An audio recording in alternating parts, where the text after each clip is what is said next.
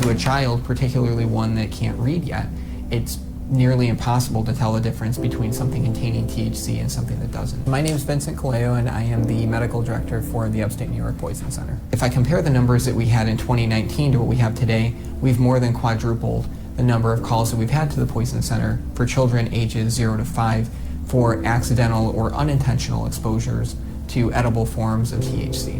One of the biggest reasons we're seeing that large increase is because children are eating these products not knowing that they contain THC in them, and they tend to eat a lot of them simply because if a child sees a bag of candy, they're probably going to want to try to eat the whole thing. Just like with a brownie or a cookie, they're a lot more likely to eat a lot of the THC and develop some pretty serious effects because of that.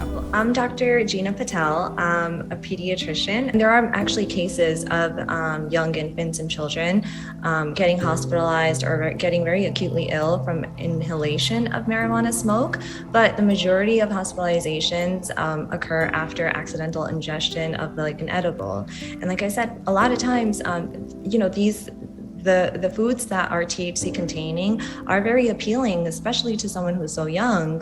When the intoxication is really bad and severe, the child will be lethargic, sometimes even comatose, definitely not alert, and their mental status will be off. Anytime you have any concerns that there may have been an exposure to a medication or a substance, including something like THC, give us a call toll-free at 1-800-222-1222.